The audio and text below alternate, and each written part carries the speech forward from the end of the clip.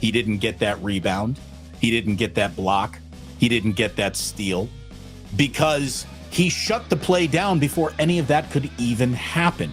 I mean, that's really what I think separates Draymond from the entire conversation. What I am watching is an era where defensive versatility has never been more important, and there is nobody in this league better at it than he is.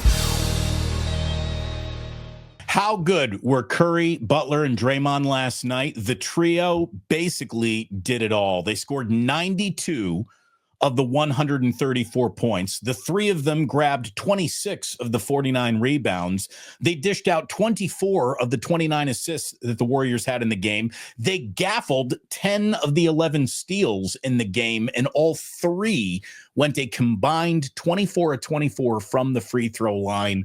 They were, the three of them, at their best pretty much the entire game. Triple-double for Draymond Green last night, just coming off the Western Conference Defensive Player of the Month award that he picked up, and then he showed everyone how good he is. He was so locked in last night, he even spotted the Ja Morant finger guns that were pointed towards the Warriors bench, and he tried to get a taunting foul called on Ja Morant, whose history suggests it wouldn't have been out of bounds for, the official. I mean, if this is taunting, Ja Morant doing this, given his history, definitely taunting.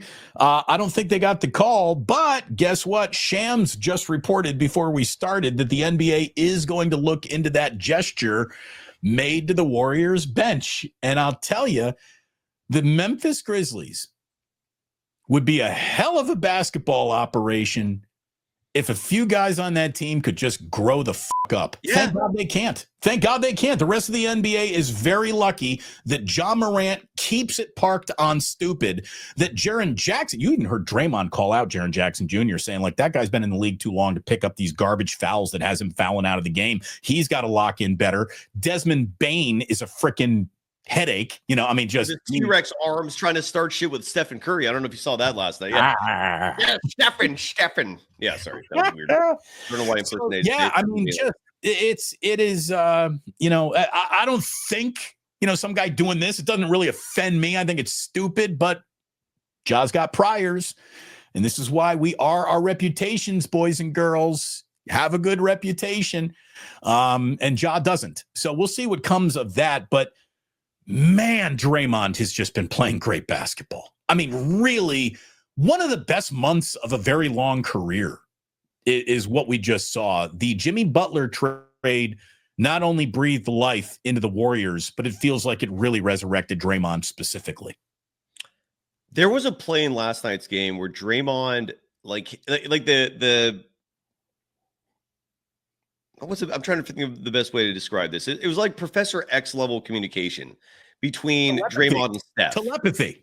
They had a telepathic line of communication last night. What I mean, there was one specific play where Draymond just literally he saw where Steph was going to go, and so he dribbled into position outside of the 3-point line, and then just stood there because he knew Steph was going to come around him and find him for the screen. And had the easiest wide open three, one of 12 on the night.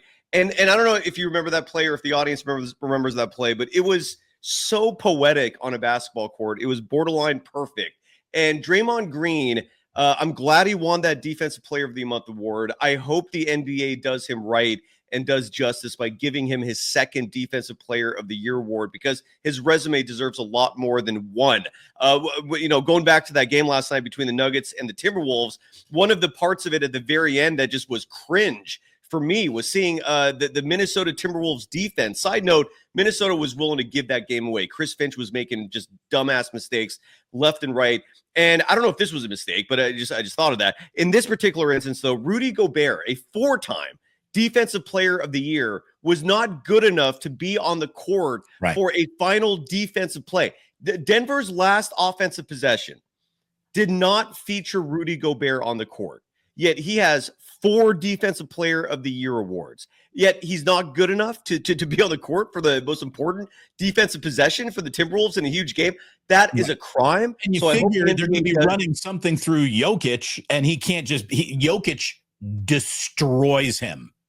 Every time. And so how could that be a 4-time Defensive Player of the Year award winner? That is asinine to me. So I hope Draymond is given justice, gets a second Defensive Player of the Year award. Because you talk about Stephen Curry and whether or not we're ever going to see a 50-point game from him again. I don't think there's ever going to be another shot for Draymond Green to win Defensive Player of the Year again. Wemby's going to be back. That's going to be his award for a long time. So I hope the NBA does right with that and gives him the award, because he has been playing phenomenal basketball this season. He's a huge reason why the Warriors are now 5th in the Western Conference. He's playing fantastic. They're not doing shit without him. He's been getting a lot of scorn for a few years from Dub Nation. A lot of it rightfully so. Deserve it. I mean, again, he cold cocked his teammate for everyone to see. And side note, the leaker got away with it. I don't think we're ever going to find that out until we're maybe super old men and that person's going to reveal themselves. I'm looking forward to that. But anyways, Draymond, it's a redemption tour for him this season. Bravo. And I'm totally with you, brother, when it comes to Ja Morant, dude. Like, that guy, immature. I don't think immature is even the right word. I think he's just a dipshit. I think he's just an idiot. Like you literally got suspended for how many games was that? Like 40 or 50? It was a huge suspension because of the gun thing. And what do? You do a gun gesture? Over pretending to look tough.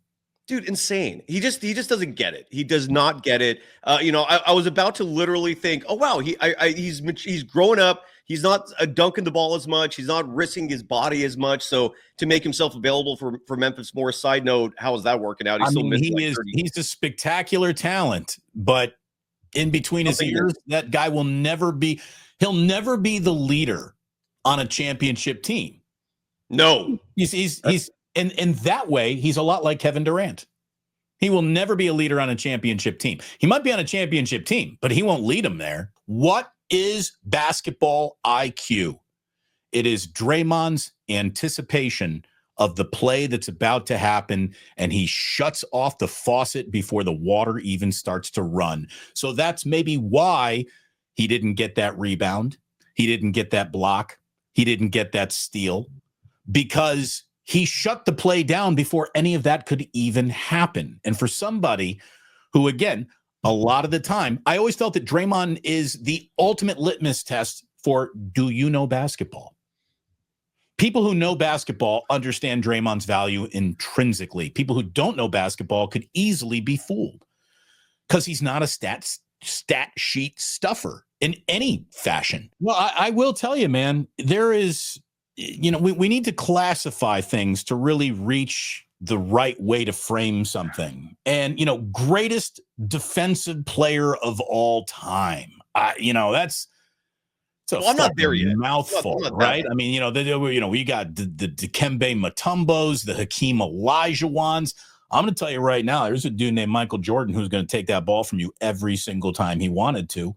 Russell is definitely in the Russell, of course. Gary Payton, the original Gary Payton. Dennis Rodman, to me, I think Dennis Rodman for sure. And but none of them were as versatile as Draymond is. I mean, that's really what I think separates Draymond from the entire conversation. Is he the greatest defender in NBA history? I don't know. I haven't seen all of NBA history, but what I am watching is an era where defensive versatility has never been more important, and there is nobody in this league better at it than he is. Thanks for watching. Tune into the Damon Bruce Show live on YouTube every weekday at 2 p.m. Eastern, 11 a.m. Pacific.